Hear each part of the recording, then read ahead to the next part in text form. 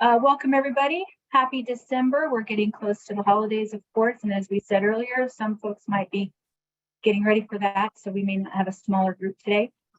I'm Molly Brown. I'm from the Heartland Telehealth Resource Center, and we're happy to have you joining us today for the HTRC Education Series focused on telehealth billing, coding, and policy. As usual, this session is being recorded, and we'll share it with you afterwards. Your microphones have been muted, so please mute or use the chat to talk. We will be monitoring the chat box as we do, and we will be taking your questions down if we can't get to them in time before the end of the webinar. Your completion certificates will be emailed. It's important to sign on with your first and last name so we can identify you. You can change your name by using those three dots in the upper right hand of your profile. So let's get started. I'd like to introduce Rochelle Marting. Rochelle is a local attorney who is also a registered health information administrator and certified medical coder. Her practice focuses on medical coding, billing, and reimbursement, HIPAA privacy and security, health information management, and regulatory compliance. Today, we will be talking about telehealth payer policy survey. So I will go ahead and turn it over to Rochelle. All right, thank you, Molly. Well, before I dive into the topic for today, surveying some of the major commercial health plans and their telehealth and virtual care policies and coverage of telehealth services, I was going to start with a little bit of an update on where we are with the federal public health emergency, because that then starts a trickle effect of a number of healthcare coverage and payment rules. The current 90-day public health emergency period is set to expire in mid-January. And we have passed the time frame in November when we would have expected some kind of notice from the Secretary of Health and Human Services at the federal level if it were going to be allowed to be expired in January. So signs are pointing to another 90-day renewal in January that would take us through mid-April for the public health emergency at this time. So the next kind of key date, it will be mid-January, making sure that it does in fact renew as anticipated. And then 30 days from then, in mid-February, would be the next kind of key date in the federal public health emergency for us to be keeping our eyes and ears on to see if there is any indication that it would be allowed to expire in April. So we'll keep our eyes and ears out, and of course, we'll keep you updated if we see or hear anything along those lines. So I wanted to start, I guess, let me go back one slide here and give you just a little bit of a roadmap on what I want to talk about this afternoon. First, before I dive into specific payer policies, I want to kind of give an overview or the landscape on some of the pieces of these policies that I look for in terms of not only coverage, but payment for telehealth services. I also want to talk about an interesting survey that came out during the public health emergency, really kind of I would say in the middle, not knowing when exactly the end will be, but kind of in the 2021 timeframe when we had some good data on what payers had it done and were doing with respect to telehealth from a commercial standpoint that we'll talk about. Really the five major health plans, Aetna, Blue Cross, Cigna, Humana, and United Healthcare, and what they have done and what they're doing. Then we'll dive into the specific policies as they are today, any changes that have happened in the last year or so, really since they started rolling out some of their expanded telehealth coverage policies, and any signs, although I don't want to spoil the information for later on, but there's not a lot of indication about what's going to happen and when for the commercial payers with respect to their telehealth policies. So I want to talk first about some of those key policy provisions that I look for when I'm reviewing either a payer provider manual or their specific policies with respect to telehealth, because there are a couple of pieces here. I'm looking first for coverage. So do they cover telehealth services. Telehealth, how do they define telehealth? Is it defined the way Medicare defines it, which is a little bit more restrictive than usually state laws define telehealth services? And for our major commercial carriers, typically the definition of telehealth is not the same as telehealth the way Medicare uses it. It's a broader sense of telehealth, such as remote patient monitoring, virtual care services are kind of lumped into that idea of telehealth, as opposed to that really restrictive definition of telehealth under the Social Security Act for Medicare.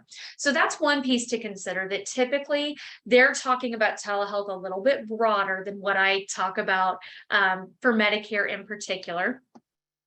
Then within the definition of telehealth, what types of services are the payers generally covering as telehealth services?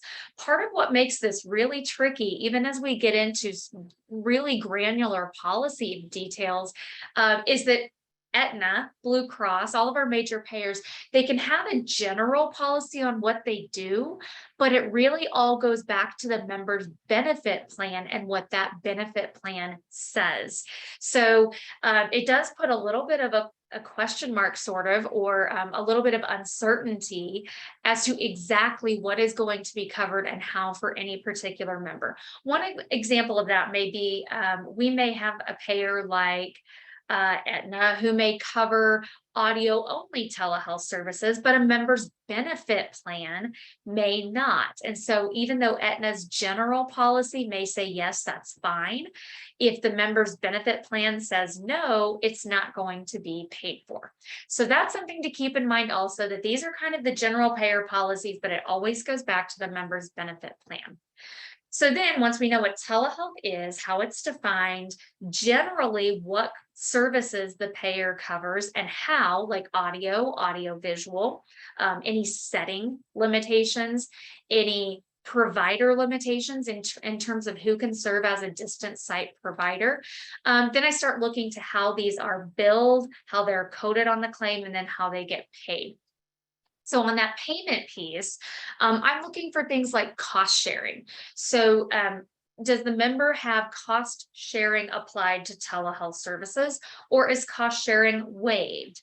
If it's waived, is that for all telehealth, or is it only for portions of telehealth like preventive visits, if those are covered as telehealth services? For situations that are, or diagnoses or services that are related to the diagnosis or the treatment or the screening for COVID or other infectious conditions. That was a really popular waiver at the beginning of the public health emergency. Or have cost sharing even returned to those types of services at the point that we are in the public health emergency. So I'm looking at cost sharing.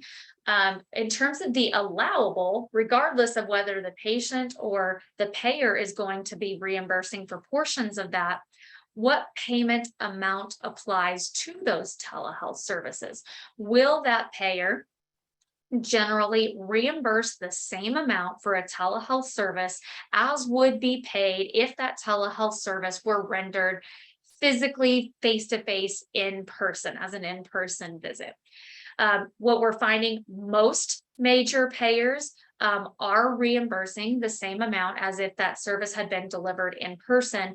One caveat to that may be if they are also paying for an originating site fee, that the payment amount as telehealth may be reverting back to non-facility rates, even if it was rendered would have been rendered in like an office non-facility setting.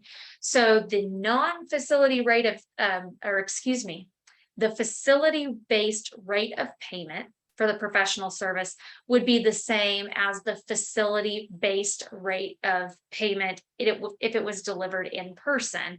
But because the total service, distant site plus originating site, equals the amount of an in-person office visit, that distant site provider may actually get paid a little bit less, but the overall payment going out for the telehealth service is the same. So they're still treating that like payment parity.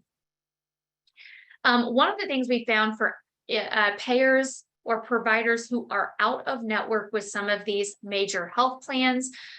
We found that during the public health emergency, about half of those major payers covered out of network services rendered via telehealth during the public health emergency. And I think since this particular study came out, that's probably increased a little bit more. So I want to talk about some survey findings, and this was in I wouldn't say the height of COVID, but maybe when we were kind of coasting a little bit in 2021, that there were some studies on what the major payers were doing with respect to telehealth coverage, policy, and payment. So I thought some of this was interesting. Humana and United Healthcare were among the payers that had agreed to cover telehealth services when rendered by an out-of-network provider, so long as the member's benefit plan covered out-of-network services. If they didn't have any out-of-network coverage, then United and Humana would not cover that. But it was that coverage of out-of-network telehealth services was limited. There's sort of an asterisk on that because it was for COVID-19 related telehealth services. And when they covered those out-of-network telehealth services related to COVID-19, Humana and United were processing those claims at the in-network benefits and payment rates, as opposed to processing it as an out-of-network claim. Anthem Blue Cross and Blue Shield was covering telehealth services when rendered by out-of-network providers for all covered services, not just those limited to things that were related to COVID-19. This study found that Anthem was the only major health payer that was issuing a blanket cost sharing waiver for those services, although that blanket cost sharing waiver has at this point long since expired in the middle of 2020. Of our major commercial payers, the most common type of waiver that we have seen during the COVID public health emergency for telehealth services were waivers related to COVID-19 treatment, diagnosis, screening, or treatment services. That was implemented by all of the payers except for Aetna. They were the lone carrier that agreed to waive cost sharing only for inpatient COVID-19 treatment. Only one payer, Aetna, coincidentally, stated that it would reimburse audio-only services, although at a lower rate than would have been paid for an in-person, I guess it's not even audio-visual, an in-person, physically in-person visit during the public health emergency. Their rationale was there are differences in the standard of care with an audio-only visit as compared to an in-person visit.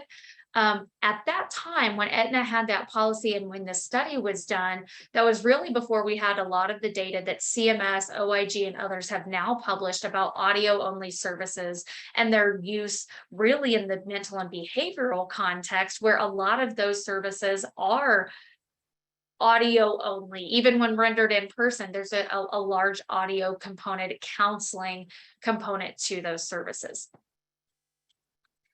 Well, most of the non-COVID waivers of normal payer policies were related to primary care or mental and behavioral health care, as with respect to telehealth coverage. United's policy very early on extended to physical therapists, speech therapists, occupational therapy, and chiropractic services as well. They even covered some home health and hospice, as well as remote patient monitoring early on in the public health emergency. Cigna was one of the only private payers in this initial analysis that didn't waive member cost sharing obligations for non-COVID related services, even during the height of the public health emergency. So with that, just some interesting observations from some national surveys of what the major commercial payers were doing with respect to coverage during the public health emergency with respect to COVID, and in particular with respect to telehealth. So a couple of things I wanted to kind of touch on as we're going through some of the specific payer policies. As I mentioned, service parity. Does the payer cover the service when rendered via telehealth to the same extent as it would be covered as an in-person visit? In Kansas, we have statutes, and that's another component of these policies. They're not only subject to the member benefit plans, but also state law to the extent state law applies. And in Kansas, we've got a statute that services rendered in person have to be covered to the same extent as a telehealth visit. Now, that's a service coverage rule. It's not necessarily a payment parity rule. Missouri, on the other hand, has statutes surrounding payment parity in the state of Missouri. Some other things that may be waived among various payer policies is whether an initiating visit or a new patient visit can or must be delivered in person versus as a telehealth service. A lot of that is also dependent on state law and how some of the state law requirements have waived the requirement to see a patient in person before services can be rendered as a telehealth visit, or have even changed some of those state laws saying that the provider-patient relationship can commence as a result of a telehealth service in addition to an in-person visit. I'm looking in these payer policies for whether and to what extent they will cover telehealth services in an audio only format, as opposed to requiring audio visual formats and even asynchronous formats, whether the policies cover, store and forward technology, portal communications, email, maybe not true email, but those types of asynchronous communications as virtual or telehealth care. Now, the other thing when we're talking about being contingent upon the members' benefit plans, one of the major categories of exceptions to some of these policies may be self-funded plans, because those plans sort of fall outside of the purview of some of these policies and even some state laws, because they're governed by federal ERISA laws as opposed to some state insurance laws. So that's something to keep in mind that makes this really challenging when we're talking about commercial health coverage, because the big kind of attorney answer for a lot of this is it depends. It depends on the specific benefit plan, the state, whether it's fully insured or whether it is self-funded. So with that in mind, I'll dive into some of those overarching payment policies that may depend on state law and member benefit plans and member benefit types. So I'm just going to go through these alphabetically, so I'm not picking on any particular payer in any particular order. But when we send these slides out, you'll have the links to the actual policies that you can go out and access and kind of use that as a tool that you can check on periodically to see if any changes have occurred in between our sessions covering major payer commercial policies. So starting with Aetna.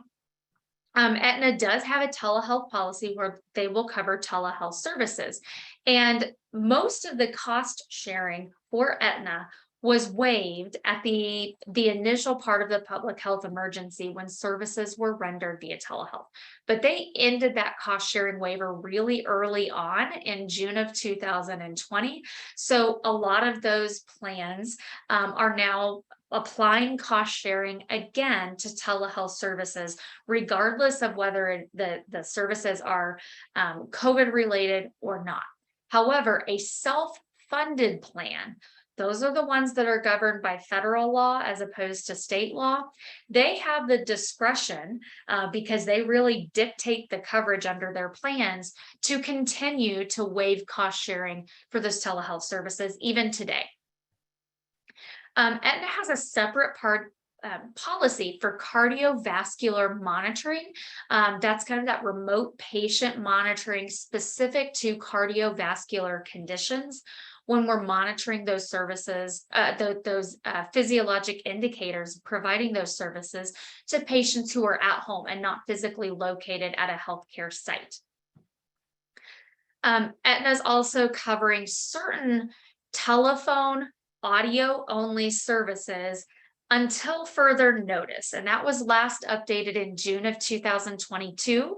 As of even as early as this morning, there haven't been any changes to that. So we haven't gotten further notice yet. And there are some telephone services that are being covered. There's very limited coverage for asynchronous services. So that last bullet point on telephone, that is, it's audio only, but it's real time, right? It's synchronous. Asynchronous, something like a portal communication back and forth that acts a little bit more like an email message that a patient may send, and that some time may pass before someone accesses and responds to that message. Aetna has really limited coverage of asynchronous services like email, fax, text, store and forward. Those are not going to be covered unless state mandated, unless they are part of a custom benefit plan, or it's a Medicare covered remote evaluation service. So that's a big piece though, because Medicare does cover a number of asynchronous services, like a review of a patient's video or an image that a patient sends in and wants reviewed and wants advice back. And Medicare does cover some of those services.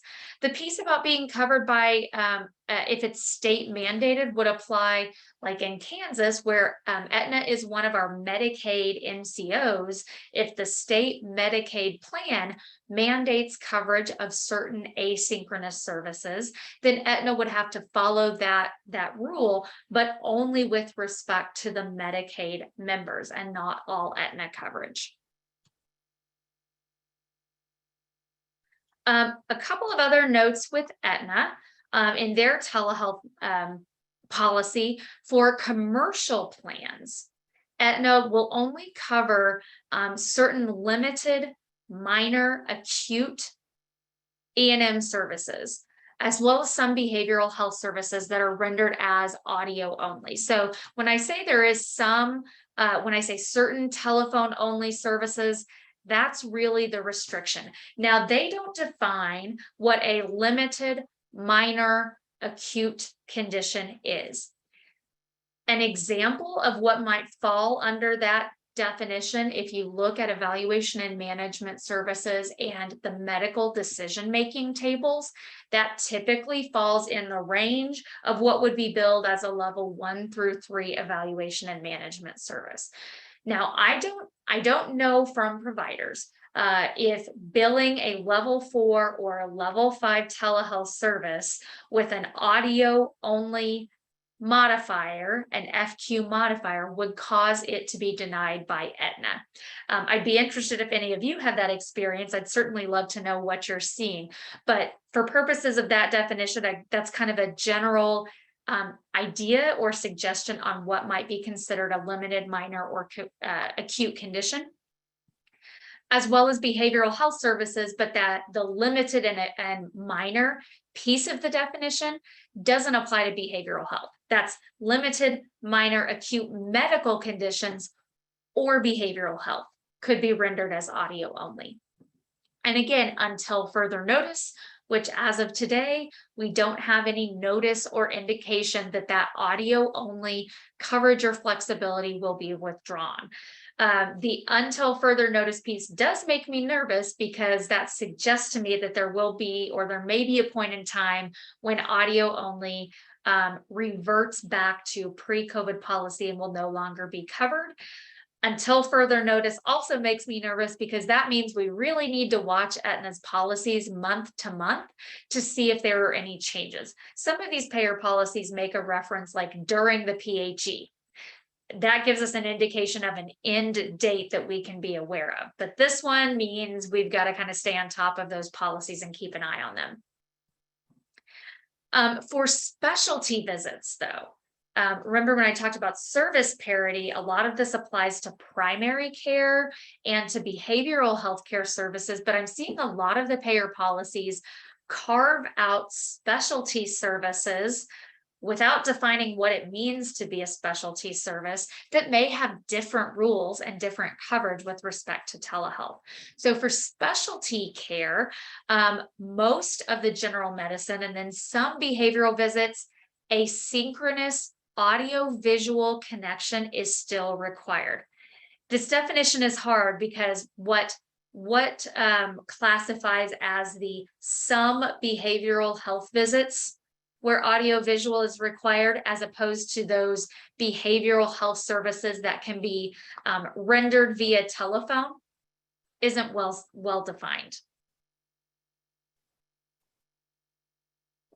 Okay, so I want to get into some of the nuts and bolts on billing Aetna for some of the telehealth services.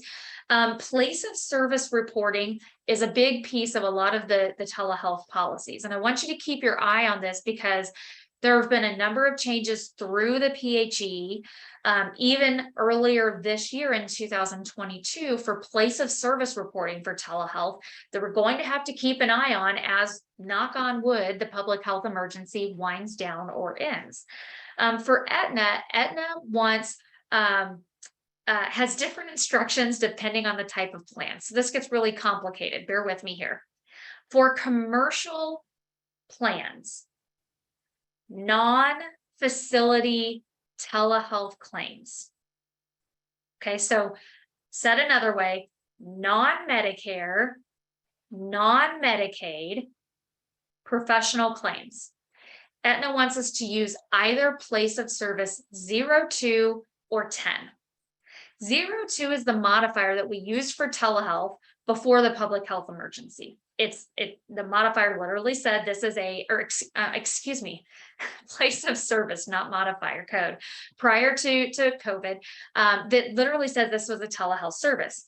And that place of service code 02 caused the rate of payment to be based on the facility-based rate of payment, which is a little bit lower than the non-facility setting. During the PHE, a lot of payers were asking that forget about place of service 02, use the place of service code that you would have used if the service was rendered in person. So using the clinic as an example, that might be place of service code 11. Payers would still accept place of service 02, but if you use that, you are missing out on reimbursement because place of service 11 allows the telehealth visit to be processed at the non-facility rate, which is a higher rate of payment. So now Aetna's policy says for those commercial professional claims, use place of service 2 or 10. 10 is a new telehealth place of service code that went into effect January 1 of this year. Medicare is still not using it, but a lot of the commercial payers are, and Aetna is one of them. The difference now, we took place of service 2 and we broke it out into 2 different place of service codes. 02 is for most telehealth services other than those rendered to a patient in their home. Place of service 10 that went into effect January 1st of this year is place of service for telehealth rendered to a patient at home.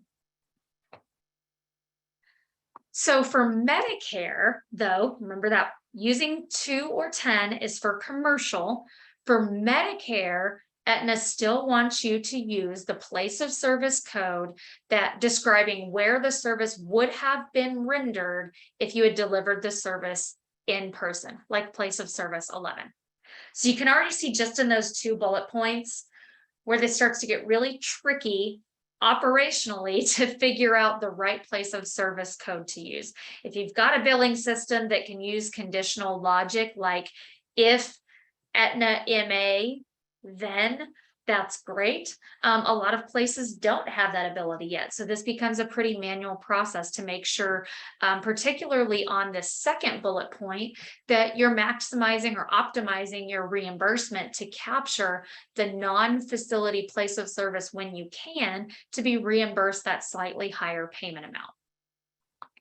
Now, you could use either modifier 95 or GT for commercial claims, modifier 95 for Medicare. So if it were me, to simplify things as much as possible, I would use modifier 95 across the board for Aetna because it is allowed for both commercial and non-commercial Medicare claims.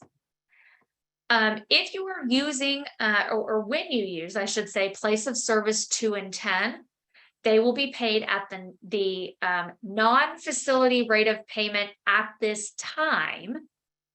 It's unknown when Aetna will revert back to paying those at the facility-based rate of payment like they did prior to the COVID public health emergency. Making this a little more complicated, if it is an urgent care visit and rendered via telehealth, use place of service 20 for those claims. And then everybody else, hospital, critical access hospital, RHC, FQHC, use your own respective place of service code for the telehealth visit. Another good guidance that I don't see specified in a lot of the commercial payer policies, but I think this is really helpful that Aetna called this out, is a reference to Medicare's guidance on what do you do in terms of the place of service or the service location if the provider rendering that distant site telehealth service is doing so from home or another remote location. Because with Medicare, we have to specify in our enrollment application in the 855 enrollment with Medicare, all of the practice locations in section 4 of that enrollment that the provider may render services from.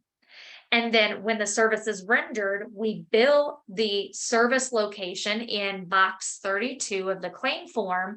For Medicare, that service location on the claim form has to be a location that's on your enrollment form. But for telehealth services and during the public health emergency, Medicare gave us guidance that says if the provider is at home from a remote location, acting as a distant site provider from a hotel room, as long as it's within the US, we don't have to add that as a service location on the enrollment form. Instead, use the service location for where that provider typically renders in-person visits, like the brick and mortar office setting in box 32. Aetna says they will follow that same policy. Providers can render telehealth services from home, and they don't have to add the provider's home address to the credentialing, the roster information for that provider with Aetna. Just use the regular clinic address in box 32 of the claim. If the member is in a capitated plan, I got a typo here. It says so separate. Looking at my keyboard, I don't know how I got so far off. That should say no separate payment for telehealth services under capitated plans. And then I'll just include a link here that you can follow to get the behavioral health telemedicine policy for Aetna to walk through those pieces as well. So a lot to talk about with Aetna. I'm going to shift gears a little bit and talk about Blue Cross and Blue Shield of Kansas City's telehealth policies.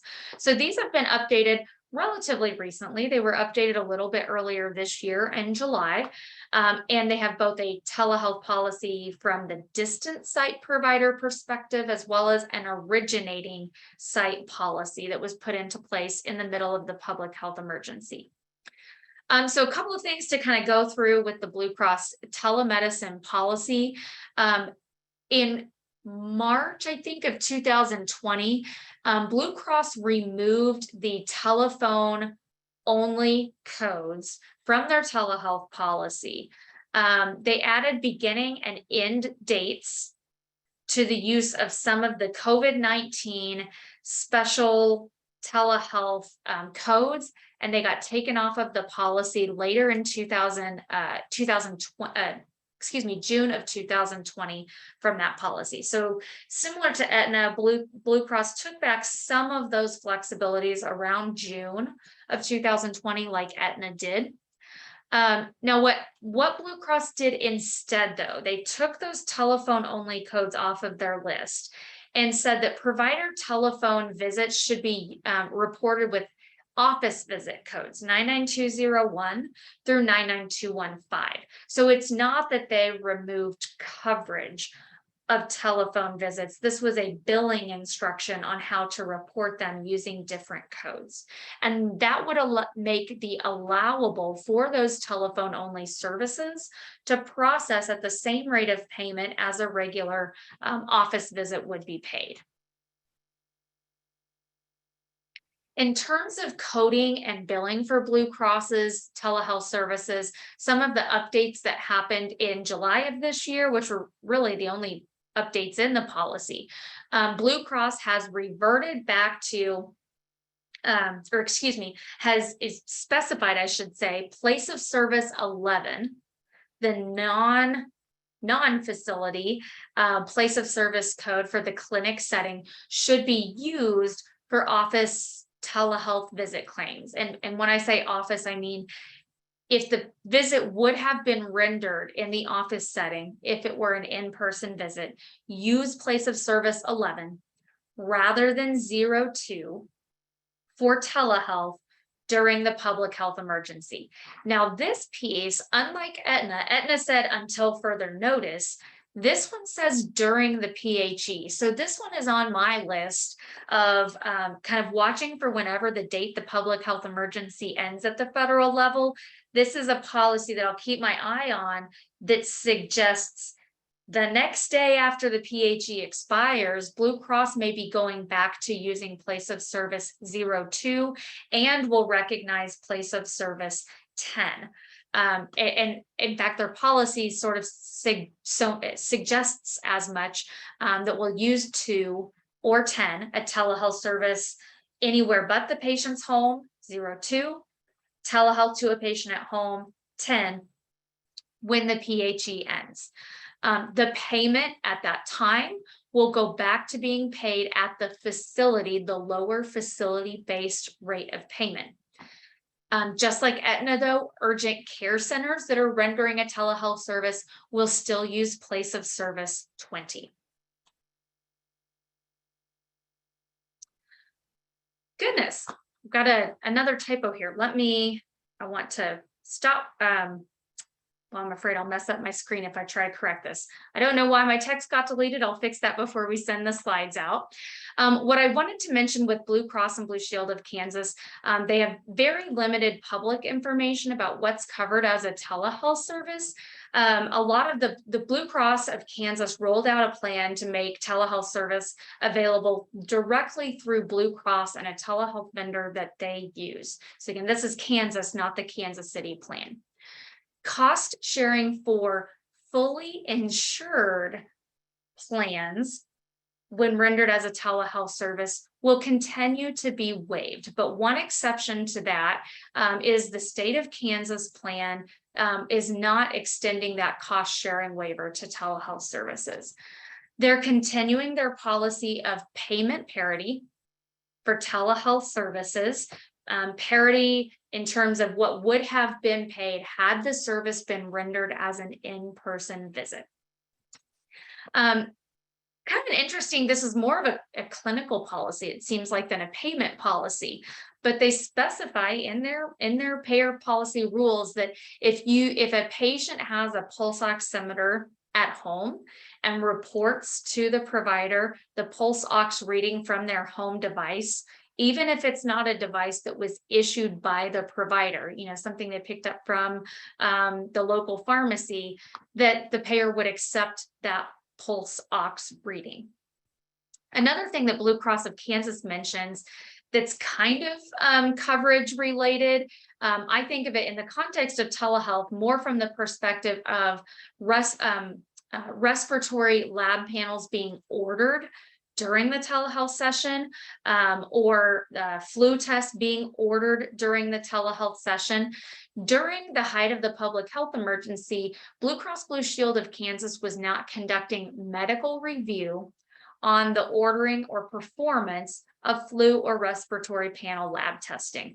But that bypass of their usual policy to do medical review on those tests has ended, or in other words, they are reinitiating medical review for the order and performance of flu and other respiratory lab panels.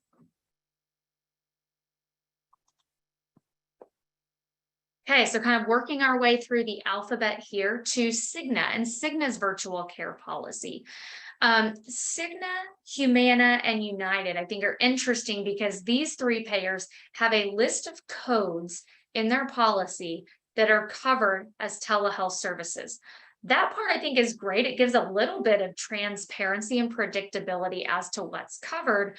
The challenge, though, is that when I pull those CPT codes and I compare them to Medicare's covered telehealth list, they are not the same. And between, or among, I should say, Cigna, Humana, and United, they're not the same in terms of what's covered as a telehealth service. That just makes it administratively complicated as we're trying to figure out what types of telehealth services can be delivered to whom, depending on who their payer is.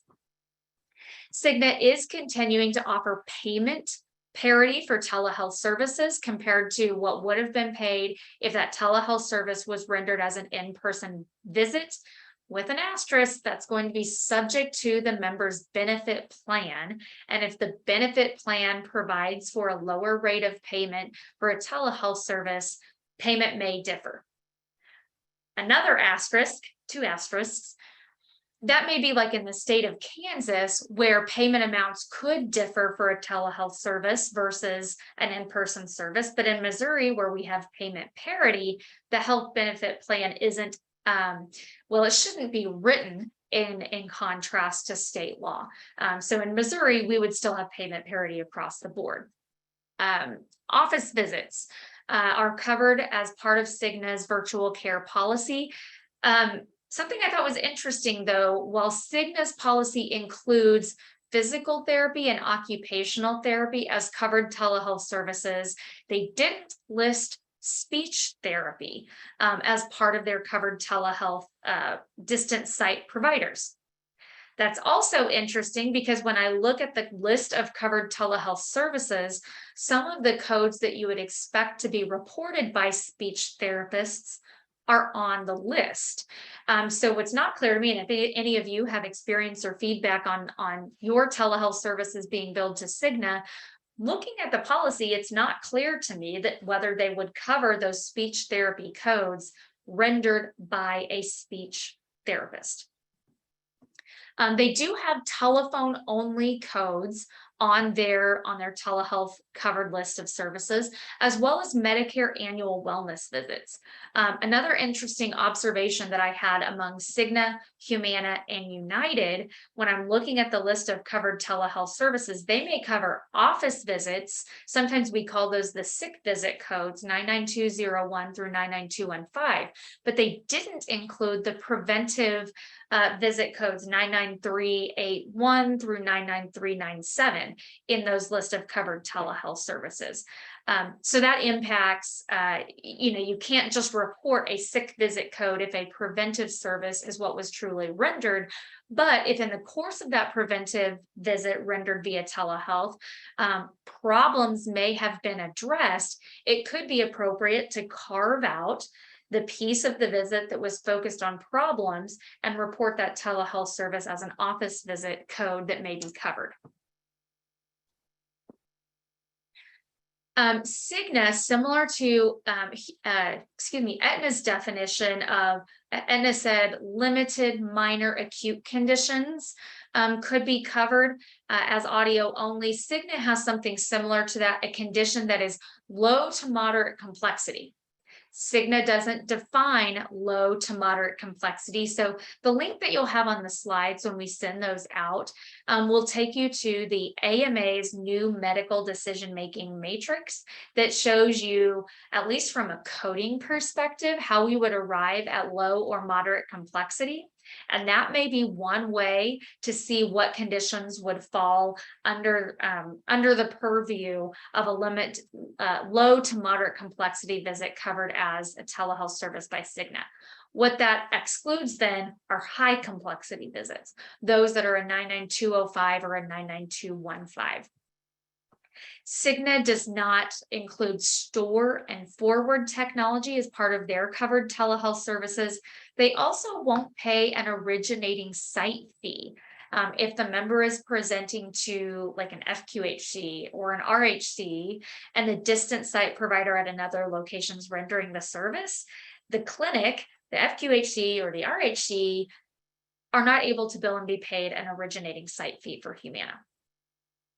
Cigna, I'm thinking ahead to our next one. Use the typical place of service code that you would report had the service been rendered in person when you're billing these telehealth services to Cigna. Now, in Cigna's policy, they have some particular documentation requirements to be aware of. I think some of these are a good idea regardless of who the payer is, but most of the payer policies don't include an explicit requirement that you record the method that the telehealth service was rendered, like store and forward, asynchronous, audio only, or audio visual, and Cigna specifies that you have to document that method of delivery in the note as part of their telehealth service policy. I think it's a good idea regardless of who the payer is or what the policy says. As I said, asynchronous review of images, even though Medicare covers those, are not covered under Cigna's general telehealth services policy. And when I say Medicare covers, I should be clearer, to a very limited extent, Medicare does have some benefits to review a patient's photo or review a patient's video that they send in, where recommendations are then made asynchronously.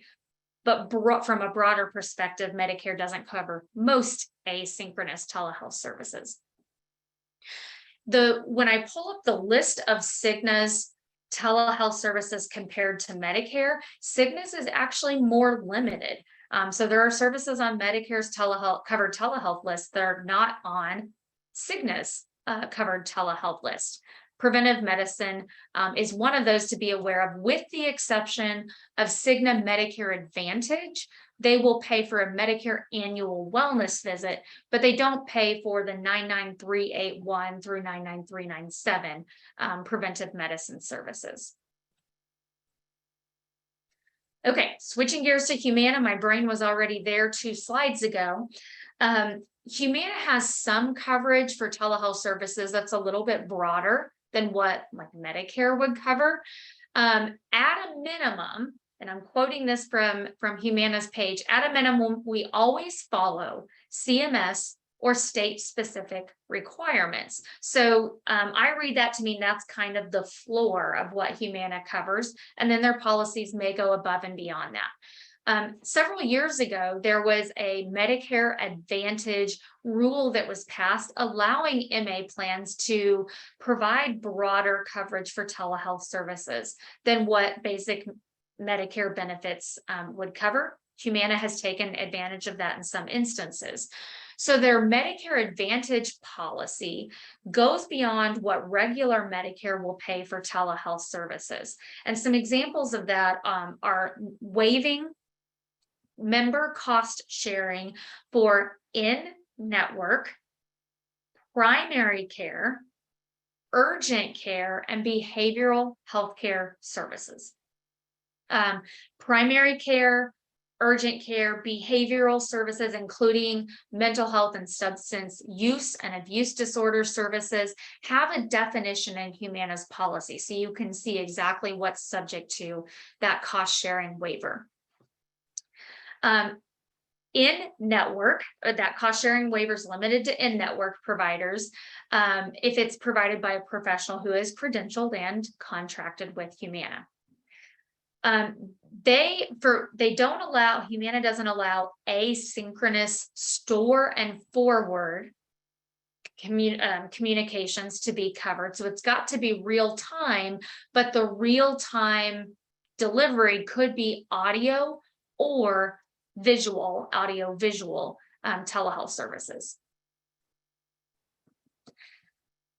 What's challenging with Humana, as with several of the other payers, is there's not really an indication as to what things are going to look like when the public health emergency finally ends.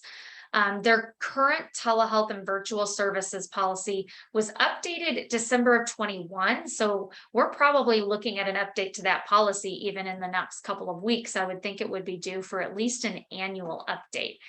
So nothing has really changed in 2022 with Humana's policy. And it says some of these coverage provisions will not necessarily apply after the PHE. So I'll be keeping my eye out on Humana's policy here in the next month or so to see if there's any changes, and we can certainly share those with you if there's anything late breaking that everyone needs to know about.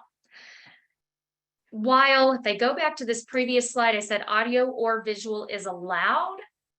It's actually pretty limited because the policy language says that audio is allowed only if audio visual is impossible. And what it means to be impossible is not really well defined. Most of the payers, and Medicare included, would have a caveat that, you know, audio only after the PHE may look something like the patient prefers audio only or doesn't have the ability for audio visual. You know, it's a little bit more flexible. Impossible is pretty strong language. So that to me is a documentation piece. If you were providing an audio only service for someone with Humana, it would be ideal in a perfect world that documentation indicates the reason why a visual component to that service was not feasible. The commercial telehealth services for Humana commercial plans have cost sharing reapplied to them that had been waived for a period of time that went back into effect in 2021. And then effective just the beginning of this year, January 1 of 2022, this was part of the update in December of last year. Humana wants providers to identify when a service has been rendered using audio only technology using a modifier FQ. So as a new policy, and with the language that audio only is only covered when a visual component is impossible, and an instruction to identify those services using a modifier on the claim, makes me think that is a really easy mechanism for Humana to identify using data audio only services to request documentation and make sure there is something that indicates why a visual component was impossible so that Humana would cover that audio only service. So I think even more reason to try to educate providers that may be a good piece of information to document in the note as to why audio only was being used. Now, I did the same thing with Humana that I did with Cigna. Humana's policy has a list of covered telehealth services that I pulled, and I viewed it alongside of Medicare's covered telehealth list to see where we had some differences. And while some of the flexibilities Humana has are broader in terms of when and how telehealth is delivered, the list of telehealth services itself is more restrictive than Medicare's. A couple of notable exceptions that I identified were group psychotherapy. 90853 is not listed as a telehealth service by Humana. There's a long list of end-stage renal disease services on Medicare's list that doesn't appear on Humana's list. And very notably, speech, physical, and occupational therapy services are not on Humana's list of covered telehealth services as well. Those of you that do mental behavioral health, a lot of the codes in the neuropsych section of the medicine section of the code book are also not on Humana's list that are on Medicare's list of covered telehealth services. Hospital services, so a 99221, 99222, subsequent hospital care are not on Humana's telehealth list either, nor are some of the same nursing facility visits rendered as telehealth that are on Medicare's list, but not on Humana's. And last but not least is United Healthcare, coming last only because we're going in alphabetical order here. But United Healthcare's policy was updated relatively recently in August. And really the major update there was updating the list of eligible telehealth services. Most of the other policy provisions remained the same when we had this August update for United Healthcare. United Healthcare will cover audio and audio-visual telehealth communications. The billing instructions for United are to use place of service 0, 2, or 10. Now, this is different than a lot of our payers that are still instructing us to use the place of service code that would have been reported if the service had been delivered in person. United right now says 0, 0, 2, or 10, a telehealth service to a patient at home, telehealth service in any other situation. Modifiers, 95, GT, all the telehealth modifiers, they are allowed, but they're not required. They're not going to impact whether and how the claim gets processed and paid. United does pay originating site fees. Cigna said they would not. Now, for the originating site where the patient is located, the healthcare setting where the patient's located, place of service 2 and 10 don't apply. Use the actual place of service that represents that practice location. One caveat to this is the originating site fee is not paid if the patient is at home when the service is rendered. So if you've got place of service 10 on the claim, there should not be a corresponding originating site fee for that service. Now, United Healthcare in their policy says we recognize as eligible originating sites the same list that Medicare recognizes. The thing that's interesting, I think, in the way that they've structured that, because right now Medicare has an extended list of originating sites like the patient's home and critical access hospitals and let's see, FQHCs, RHCs, all of those are listed on Medicare's list. After the PHE, Medicare will recognize any place where the patient is located within the United States, including the patient's home. United's policy doesn't just defer to Medicare, so as we change through the PHE, United would also change. United's policy outlines those originating sites that are in the Social Security Act and the patient's home.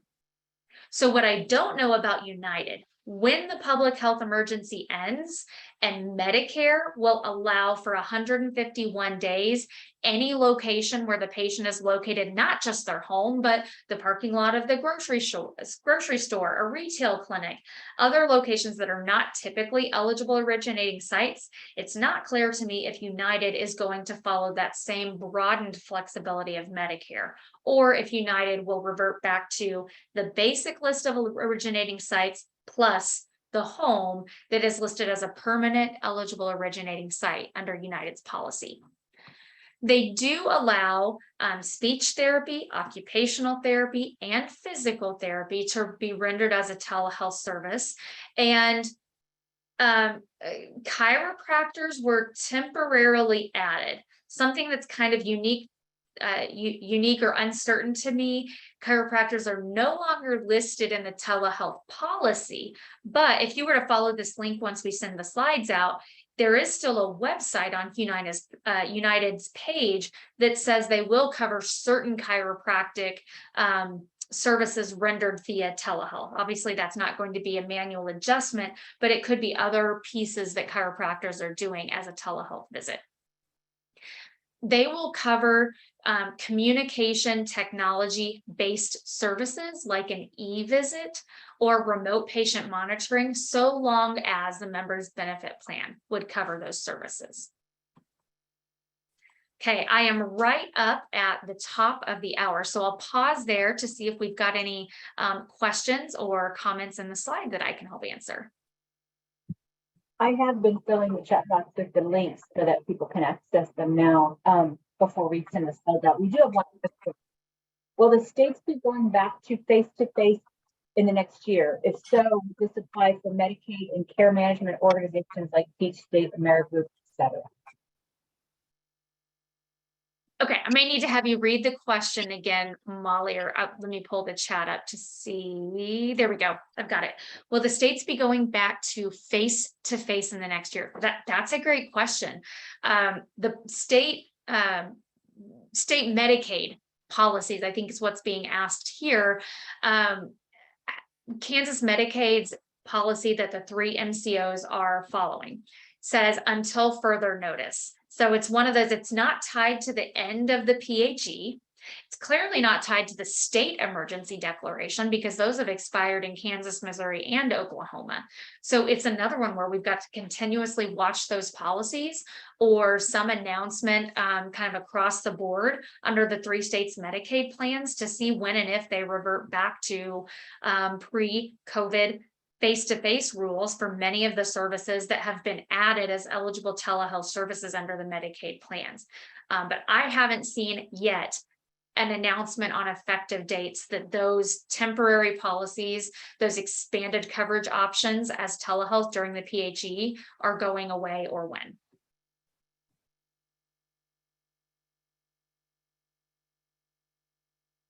I think that's all for questions. We did drop a lot of resources into the chat.